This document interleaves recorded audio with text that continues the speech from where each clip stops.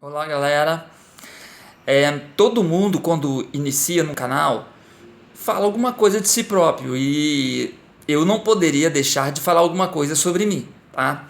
Só que na maioria das vezes, quando eu falo sobre mim, as pessoas não acreditam porque parece que há uma essência fora do normal em relação às coisas que se referem a mim. Para vocês terem uma ideia, eu quando colocar a primeira coisa, vocês vão falar o seguinte: ele está inventando, ele está mentindo, não é por aí, ele está querendo aparecer, mas é a pura verdade. Vocês acreditam que eu me lembro quando eu estava no útero da minha mãe, no 9º mês de gravidez? Pois é, eu estava lá e eu me lembro exatamente das coisas que aconteciam cá fora.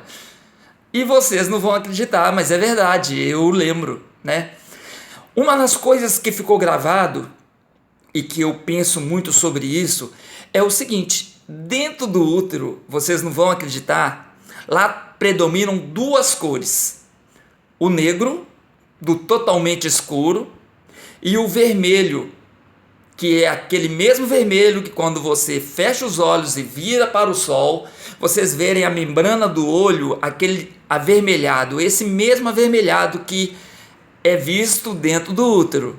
E outra coisa, o som que chega no ouvido da criança é um som de, vamos dizer assim, é meio difícil de explicar, mas é o som que chega no ouvido de quem tem água no ouvido, e lógico, né, o líquido amniótico está dentro do ouvido, mas como se fosse um bêbado falando. Vocês acreditam nisso? Um bêbado falando para alguém que está ouvindo com água no ouvido. Então a voz seria mais ou menos assim. Por exemplo, eu lembro de uma fase em que minha mãe estava na cozinha, chegou uma pessoa e perguntou para ela assim: já sabe o sexo do bebê? E ela falou assim: não.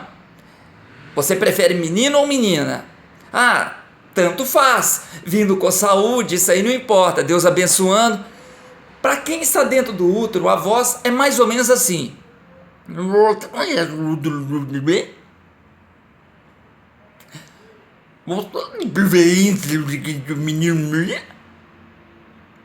é de piada não, mas o som é mais ou menos isso mesmo, tá? Não.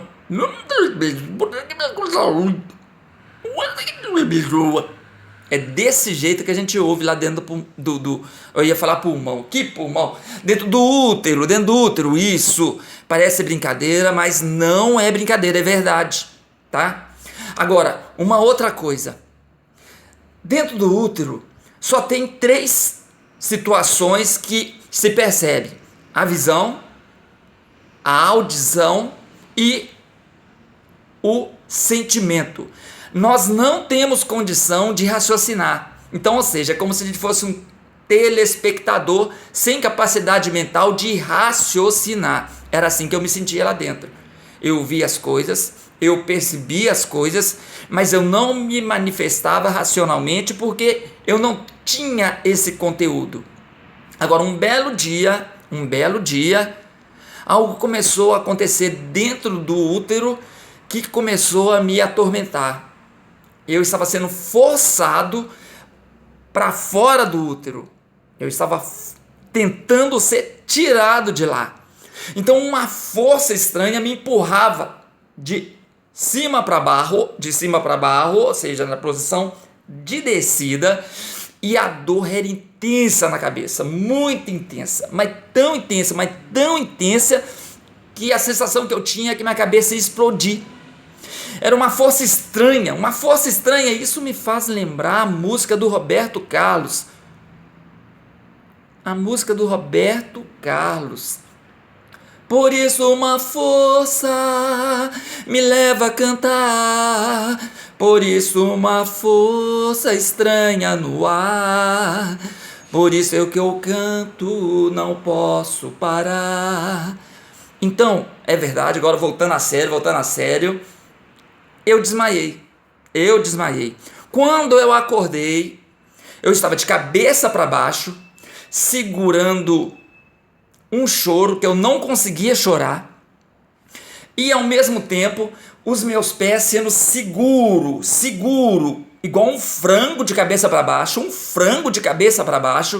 e a dor que eu sentia agora era do tornozelo, era o osso de um pezinho apertado no osso do outro pezinho, ali ó, sendo esmagado, numa dor terrível. Os médicos me apertavam, e eu sem ar, sem saber o que fazer, até que eles me deram um tapa lá no Xangri-Lá, isso, na região do Xangri-Lá, e aí eu respirei, e quando eu respirei, aí vocês não vão acreditar, o ar que entra pela primeira vez no pulmão queima, arde, e a sensação é que você está pegando fogo por dentro, e é terrível a sensação do ar entrando, é triste, e em seguida você tem a sensação do frio, mas é um frio gelado, é o frio que, Jesus amado, é triste demais, porque você está pelado. Se naquela época eu tivesse a noção do que era ranger dente, eu iria ranger, mas não era dente, era gengiva, porque eu não tinha dente, né? Mas de fato o negócio é terrível. E aí o que acontece? Eles me enrolaram num pano e me colocaram numa espécie de móvel lá que parecia ser uma maca. E aí a coisa começou a melhorar, eu comecei a ficar um pouco mais quentinho. E aí eu fui levado para um outro lugar que tinha várias crianças lá.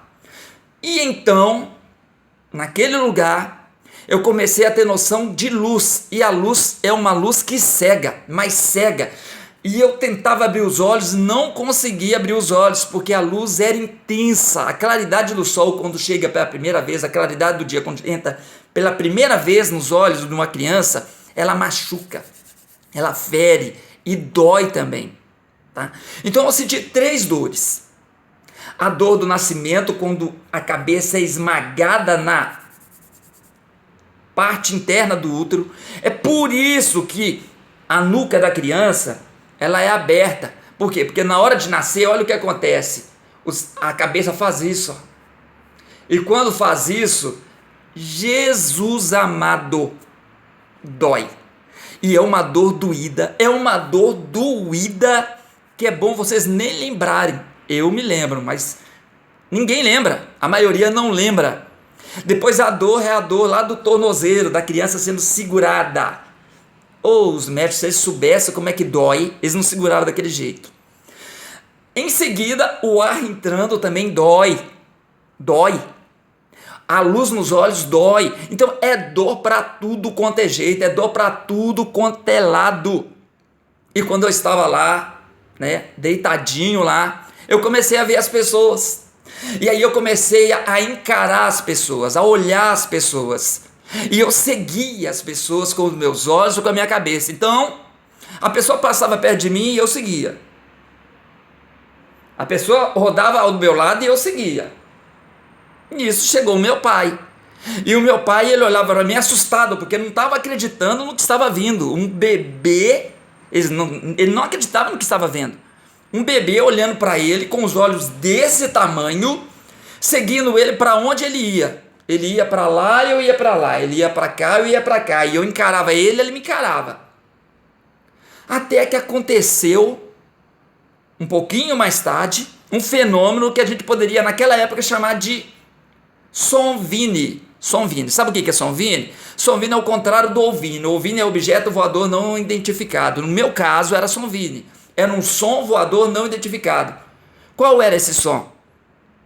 Eu, como criança, naquela hora, estava gostando de brincar com a minha boca. E aí eu comecei a emitir um som que as pessoas olhavam e falavam assim: de onde está vindo esse som? É aquele bebê. E o que o bebê estava fazendo? Simplesmente isso. Eu estava estalando a língua. Dá para acreditar nisso? Estalando a língua e seguindo as pessoas. Meu pai chegou perto de minha mãe e falou assim: eu estou com medo desse menino, ele é estranho demais, já abriu os olhos, já está olhando para todo mundo e está emitindo som, estalando a língua, não dá para acreditar num trem desse. É um fenômeno. É um fenômeno. E aí eu fui levado para casa. E o tempo foi passando, foi passando, foi passando, foi passando, foi passando. E na hora da alimentação também era uma coisa impressionante. Eu alimentava de um seio, alimentava do outro seio e queria mamar mais, queria mais, estava bom demais. Eu queria mais, eu queria mais, eu queria mais e eu chorava. E o que esse menino está querendo? O que esse menino está querendo? O que esse menino está querendo? Mamar. Mamar. É só mamar. Não, mas não tem condição. Ele já mamou de um lado, já mamou do outro e quer continuar o quê? Mamando. Mamando. Ah, não. Então, nós temos que parar com o choro desse menino. Só tem um jeito. É fazer mais uma mamadeira para ele. Ah, mas mamadeira de quê? Mãezena. Ah, mãezena. Então tinha duas mães. A minha mãe e a mãe Zena. E aí eu tomava mais uma mamadeira inteira e mais a metade de uma outra mamadeira. E aí sim, aí era uma delícia. Eu dormia, e dormia, e dormia. E o tempo foi passando, e eu com essas mamadas todas, e essas mamadeiradas todas, fui inchando, foi virando uma bolota. Eu fui ficando um Hulk, um bebê Hulk.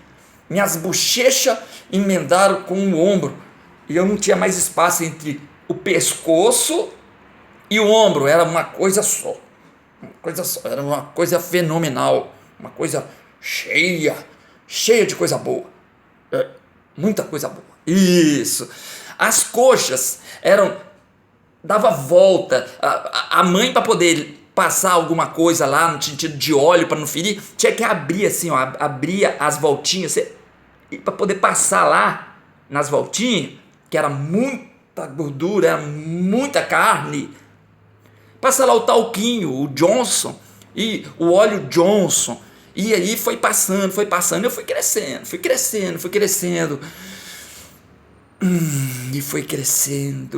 fui crescendo. E meu pai gostava de me carregar. E quando ele me carregava, eu era muito pesado. Então, ele me colocava no braço e quando ele me apertava aqui assim, era uma dor, mais uma dor, dos meus pés sendo esmagados no peito dele. Porque ele tinha que aguentar o meu peso, né? E aí ele apertava e eu não podia falar nada, que eu não sabia falar, mas estava sentindo aquela dor que eu lembro que quando meu pai falava assim, deixa eu pegar o Paulinho, aí eu já sentia o seguinte, ai, vai doer.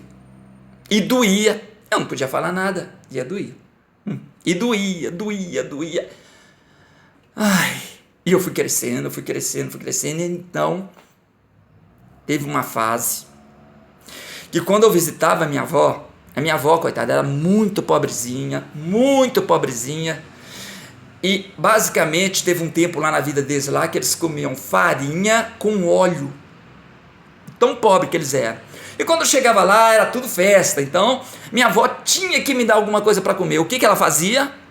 Ô Paulinho, ó, fica aí que eu vou fazer uma coisa gostosa para você, gostosa. Ela pegava um copo de plástico, enchia com metade de farinha e completava com açúcar e misturava aquilo ali e falava, Paulo, come, querido. Olha pra você ver que delícia. E eu comia. E o trem começava e a saliva batendo naquela massa. Mas ao mesmo tempo era esquisito e era gostoso, porque era seco, sugava a minha boca por causa da farinha, mas era doce. Então era uma coisa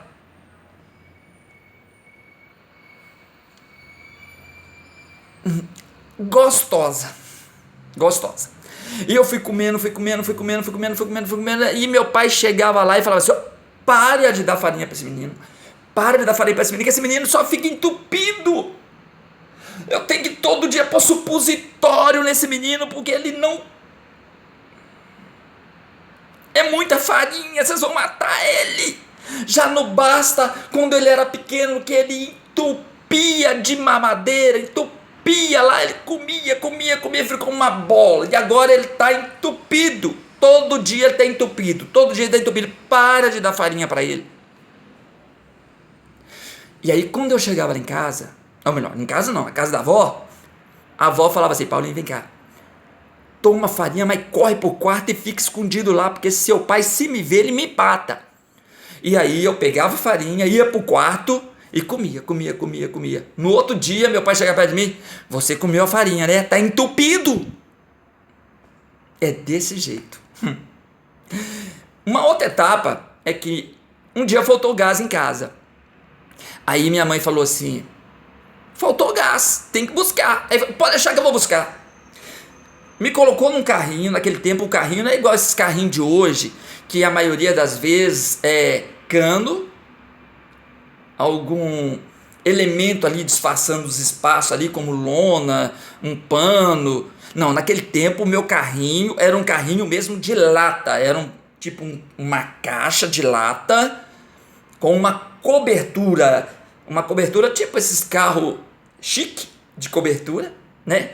E a cor era muito engraçada, era uma cor creme com um rosa meio amarelado. E aí meu pai me pegava no colo, me punha no carrinho e me levava. Nesse caso me levou para buscar o tambor de gás. E tinha uma rua que era muito subida. E ele foi levando, nós fomos subindo. Chegou lá, aconteceu algo muito interessante. Ele pegou o botijão e falou assim, Paulinho, agora o botijão vai ficar no seu lugar, ou seja, indiretamente, né? Você já é um botijão, eu vou substituir esse botijão por outro botijão.